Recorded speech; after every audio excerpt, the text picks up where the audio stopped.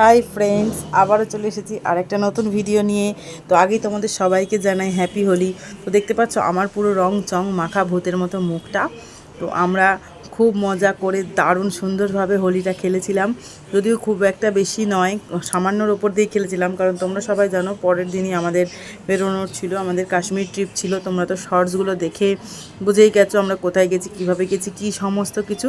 দেখো বাড়িতে রেডি হয়ে কেক মেরে নিলাম, তারপর চলে এসেছিলাম বন্ধুদের সাথে হোলি খেলতে। আর তারপরে চলে এলাম সরাসরি পরের দিনে কাশ্মীর যাওয়ার দিন। সেদিনকে সন্ধেবেলায় দেখো সমস্ত কিছু গোছ করে ঢাকা দিয়ে দিয়েছিলাম পুরনো নাইটিগুলো দিয়ে, যেহেতু 14-15 দিনের ট্রিপ ছিল, আমরা থাকবো না বাড়িতে, সেই জন্য আর দিয়ে তারপরে সাজুগুজু করে রেডি হয়ে নিয়েছিলাম। পরেছিলাম একটা ব্ল্যাক কালারের জামা আর তার সাথে একটা প্লাজো। আর তারপরে আমরা একটা গাড়ি রেখেছিলাম, যেটা তোমার আর কি ওই 17 সিটার। ওই গাড়িতে করে আমরা আমাদের ট্রিপে যেই কজন যাব সবাই মিলে উঠে পড়েছিলাম। তারপর গিয়ে ট্রেনে সমস্ত একদম সিট ফিট নিয়ে বসে গেছিলাম। আমাদের এইরকম পাশাপাশি সিট ছিল। দেখো ঢুকেই ফার্স্টে জায়গাগুলোও সেটিং হয়নি, সমস্ত কিছু সেটিং হয়নি, সেটিং চলছিল আর বসে বসে গল্প টল্পও চলছিল। তারপরে তো জায়গাগুলো সেটিং হয়ে গেল। আর দুটো দিন কিভাবে যে ট্রেনে কাটালাম কি বলবো তোমাদেরকে। আর যদিও ভীষণ মজা এনজয় করেছি। আর যেটা হয় একটা ট্রিপে গেলে সব কিছুর মধ্যে প্রচণ্ড মজা এনজয় সমস্ত কিছু। তো দেখো প্রচুর মজা এনজয় করেছি। এটা মানে আমরা যেদিনকে ট্রেনে উঠলাম সেদিনকে রাত্রিবেলা, আমাদের ট্রেন ছিল 11:55। তারপর আমরা খাবার দাবার নিয়ে চলে গিয়েছিলাম। ট্রেনে উঠে খাওয়া দাওয়া করে নিয়েছিলাম, নিয়ে যে দেখো সমস্ত ব্যাগপত্র সেটিং করে নিয়ে বসেছিলাম। আর পা ঝুলিয়ে বেশিক্ষণ বসে থাকা যাচ্ছিল না, তাই বারবার পাটা তুলেই বসেছিলাম। তোমরা আমাকে দেখতে পাচ্ছ, এই যে দেখো যে যেখানে পাচ্ছে সেখানে বসে পড়েছে। আর দেখো বাচ্চাগুলো কোনো কাজ নেই, সারাদিন এইসব দুষ্টুমি বদমাইশি করে গেছে। ওরা যে কী করবে কিছুই বুঝতে পারছিল না। আর দেখতেই পাচ্ছ তোমরা, আমি সঙ্গে করে আমার মাকে নিয়ে গেছিলাম কাশ্মীরে। হঠাৎ করেই একটা টিকিট ক্যান্সেল হয়ে যায়, আর মাকে বলি মা যাবে চলো, তো বাবাও রাজি হয়ে যায়। তারপর নিয়ে চলে যাই মাকে। ও মায়ের ফার্স্ট টাইম এইভাবে মানে সবাইকে ছেড়ে, বাবা ভাইকে ছেড়ে আমাদের সাথে গেল, তাও আবার একদম বড় ট্যুর, দুদিনের ট্যুর। ভীষণ এক্সাইটমেন্ট ছিল মা, আমরা সবাই প্রচণ্ড এক্সাইটমেন্ট ছিলাম। এর আগে যদিও আমরা ট্যুর করে এসেছি দুটো, তবুও এটা যেহেতু কাশ্মীর, তো তোমরা সবাই জানো কাশ্মীরকে ভূস্বর্গ বলা হয়, তো সেটা দেখার জন্য সত্যিই প্রচণ্ড এক্সাইটমেন্ট ছিলাম। আর এই যে দেখো এইভাবেই কেটে গেল। তারপরে তো রাত হয়ে গেল, আমরা যে যার উঠে পড়লাম সিটগুলোতে। এই যে দেখো সিটগুলো এক এক করে সেটিং করে দিয়ে শুয়ে পড়লাম। তো দেখতে পাচ্ছ তোমরা আমরা কে গেছিলাম, এটা সবাই আমাদের ফ্রেন্ডস, তোমরা জানো। সব বাচ্চারা একসাথে এক ক্লাসে পড়ে, আর আমরা সবাই ফ্রেন্ডস, তোমরা সবাই জানো। শুধু ওই যে বাচ্চা মেয়েটিকে দেখছো অন্বেষা, ও এদের থেকে একটা ক্লাস উপরে পড়ে, তো ওদেরও ছিল সব ফ্যামিলি, ওর মা বাবা, ওটা ওর দিদা। তো এইভাবে সবাই মিলে আমরা গেলাম, ভীষণ মজা আর এনজয় করে কাটিয়ে ফেললাম দুটো দিন ট্রেনের মধ্যে। তো দেখো আমরা এটা মানে পরের দিন সকাল হয়ে গেছে, তোমরা দেখতে পাচ্ছ একটু আগেই রাত ছিল, তারপর সকাল হয়ে গেছে। তো সকালবেলা উঠে সবাই বেশ ফ্রেশ হয়ে চুল ফুল আছড়ে নিয়ে একটু সাজুগুজু করেছিলাম। তবে সেটা অনেকটা বেলার দিকেই।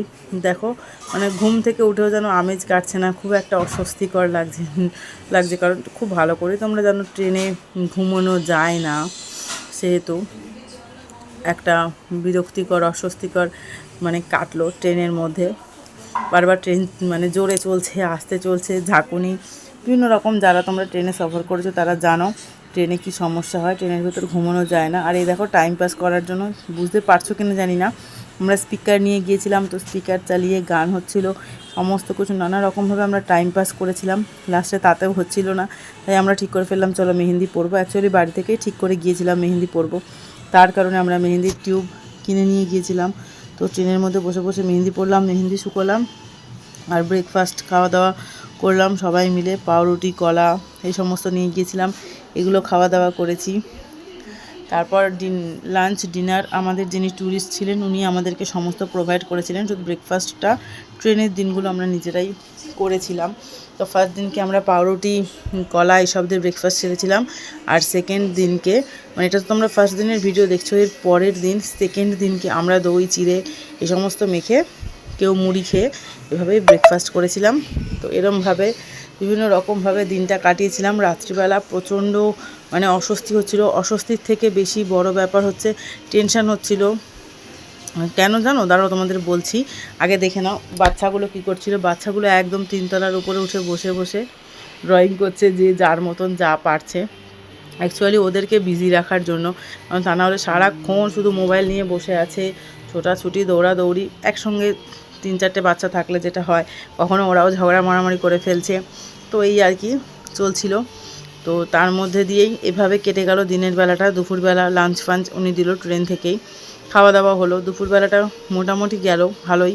তারপর সন্ধ্যের পর থেকে এক বিশাল বিভ্রাট, সেটা হলো যে ট্রেনের মধ্যে, যদিও আমাদের রিজার্ভেশন করার, দেখতে পাচ্ছ ট্রেনেরতে বসে বাইরের সিনারিগুলো তোমাদেরকে দেখানোর চেষ্টা করছিলাম।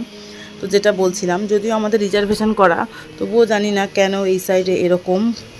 কোন একটা স্টেশন থেকে, আমার সেটাও ঠিক মনে নেই, এবং কোন একটা স্টেশনের পর এটা আর কি কমপ্লিট হয়ে গেছিলো, সেটাও আমার ঠিক মনে নেই, আমি বলতে পারবো না।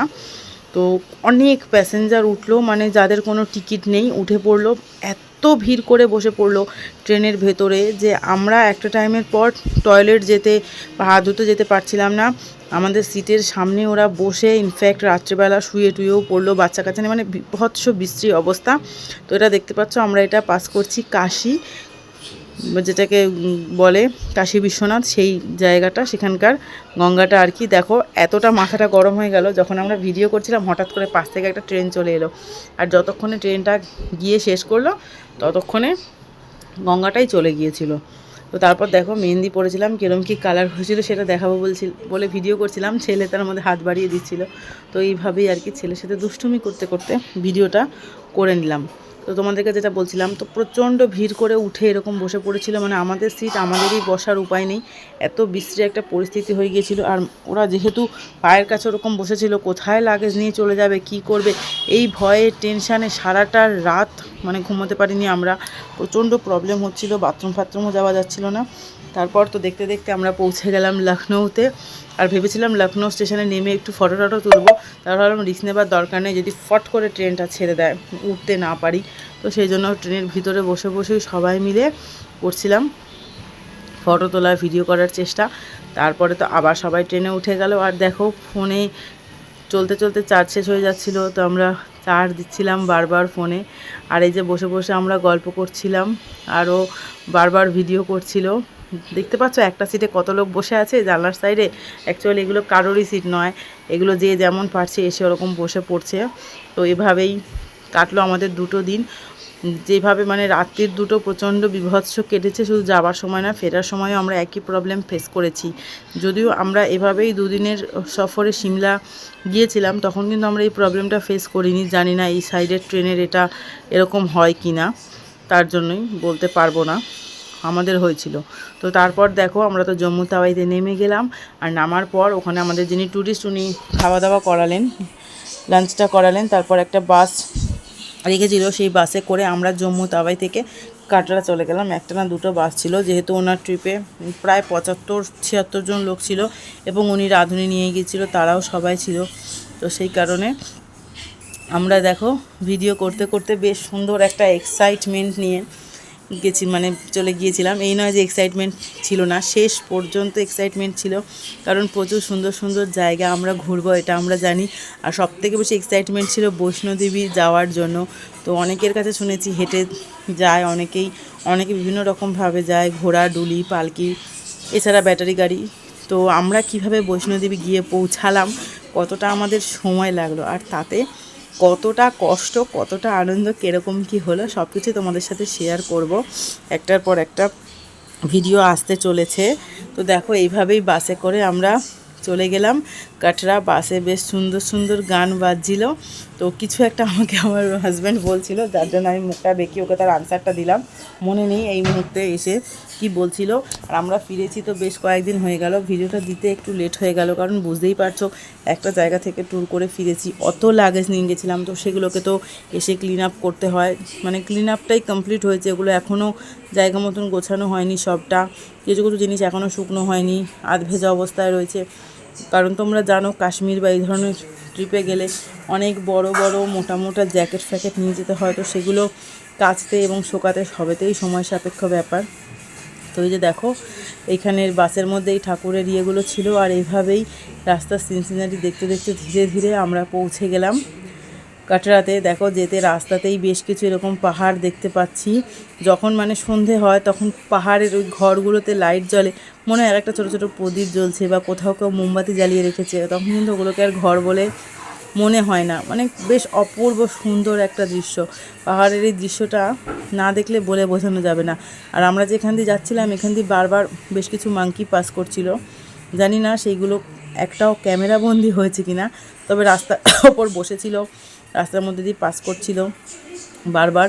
আর রাস্তা দেখো তোমরা বুঝতেই পারছো কীভাবে টার্নিং, পাহাড়ের রাস্তা তোমরা যারা গেছো তারা জানো প্রচণ্ড এরকম টার্নিং নিয়ে নিয়ে রাস্তা। তো এই টার্নিংয়ের রাস্তা অনেক সময় আমাদের শারীরিক সমস্যা হয়ে থাকে। বাট এইবারের ট্রিপটা সত্যিই খুব ভালো গেলো। দেখো বলতে বলতে মাংকি চলে এলো। এইবারের ট্রিপটা সত্যিই খুব ভালো গেল, কারোর কোনো এই ধরনের সমস্যা হয়নি, মানে বমিটিংয়ের সমস্যা কারোর হয়নি। হ্যাঁ, একটু গ্যাস, বদহজম, পেটে ব্যথা এই ধরনের সমস্যা হয়েছে। আর বাচ্চাদের একটু ঠান্ডা লেগে সর্দি ফর্দি হয়ে গিয়েছিল, বাট এছাড়া কোনো সমস্যা হয়নি। আমার ছেলেরও 1-2বার জ্বর এসেছিলো, আমি মেডিসিন তো নিয়ে গিয়েছিলাম, বাট তারপরে ওখান থেকেই 2-1টা কিনে নিতে হয়েছিল। বাট ট্রিপটা ভীষণ আনন্দ, ভীষণ মজায় কেটেছে, মানে বলে বোঝাতে পারবো না কি মজা কি আনন্দে কেটেছে। অ্যাকচুয়ালি আগের বছর যখন আমরা গ্যাংটক ট্রিপে গিয়েছিলাম তখন আমি আমার হাজব্যান্ডকে বলেছিলাম যে জানি না এরপরে আর কবে আমরা ট্রিপ করব বা করতে পারবো, সব বছর যে করতে পারবো এটা তো নয়, তো যদি মানে না পারি সামনের বছর বা যে কোনো বছর যেই বছরই হোক, আমি কিন্তু এর নেক্সট ট্রিপ করবো ওই মাতারানী বৈষ্ণোদেবী। তো আমি ভাবতে পারিনি যে মা আমার সেই কথাটা শুনেছিল আর এত তাড়াতাড়ি আমায় ডেকে নিয়েছে যে একদম নেক্সট ইয়ারই আমরা আবার চলে গেলাম মাতারানী বৈষ্ণোদেবীতে। তো যাই হোক, ওই যেটা বলে মাতা কা বুলাওয়া আয়া হ্যাঁ, সত্যিই মায়ের ডাক এসেছিলো বলেই হয়তো এত সুন্দরভাবে ছোট ছোট করে খুব ধীরে সুস্থে গুছিয়ে অ্যারেঞ্জমেন্ট করে আমরা চলে যেতে পেরেছিলাম মায়ের কাছে, মায়ের ডাকে। তো সত্যিই খুব একটা অন্যরকম পরিবেশ, অন্যরকম একটা ফিলিংস নিয়ে গিয়েছিলাম আর ভীষণভাবে মানে সেগুলো কার্যকরী হয়েছে। তো আমরা খুব মজা আর আনন্দ করে কাটিয়েছিলাম। তো দেখো দেখতে দেখতে এইভাবেই কেটে যাচ্ছে আমাদের সফরটা, জম্মু তাওয়াই টু কাটরা। প্রথমে আমরা বাসেই গিয়েছিলাম ওখান থেকে ওখানে, তারপরে নেক্সট ডে থেকে আমরা যখন কাটরা থেকে শ্রীনগর গেলাম তখন আমরা ট্রাভেলারে গিয়েছিলাম।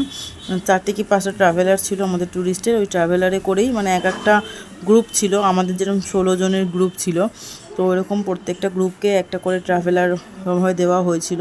প্রত্যেকটা ট্রাভেলারে কোথাও 14 জন, কোথাও 17 জন, এভাবেই ছিল। আমরা যেহেতু 16 জন ছিলাম তো অন্য আরেকজনকে আমাদের গাড়িতে দেওয়া হয়েছিল। এভাবেই কেটে গেল আমাদের দিনগুলো। তো আস্তে আস্তে নেক্সট ব্লগগুলো আসতে থাকবে, তোমরা দেখতে থাকো, জানাতে থাকো কেমন লাগছে আমার ব্লগগুলো। আর তোমাদের যদি কোনো কোয়েশ্চেন থাকে নিশ্চয়ই করতে পারো কমেন্টে, আমি নিশ্চয়ই তার উত্তর দেব। আর নেক্সট ব্লগটা আসতে চলেছে, আমরা কখন বেরালাম হোটেল থেকে, কিভাবে মাতারানীর কাছে পৌঁছালাম। মাতারানীর কাছে পৌঁছতে গেলে পার্চি কাটাতে হয়, তোমরা সবাই জানো, তো সেই সমস্ত কিছু আমরা করেছিলাম। তো তারপর দেখো এই কাটরার এই হোটেলটায় আমরা চলে এসেছিলাম, এসে সবাই মিলে ফ্রেশ হয়ে চেঞ্জ করে আবার বেরিয়ে পড়েছিলাম। কেন জানো? তোমরা তো জানোই ওখানে গেলে সিম কার্ড কাজ করে না, নতুন করে জম্মুর সিম নিতে হয়। তো তার জন্যই দেখো সবাই মিলে দোকানে চলে এসেছি, প্রত্যেকে একটা করে মানে ইচ ফ্যামিলি একটা করে 3 কি 4টে আমরা সিম কিনে নিয়েছিলাম। আর ওটা দিয়েই ওখানে সবাই মিলে কন্ট্যাক্ট করছিলাম। তারপর রাত্রিবেলা চলে এসেছিলাম ডিনারে।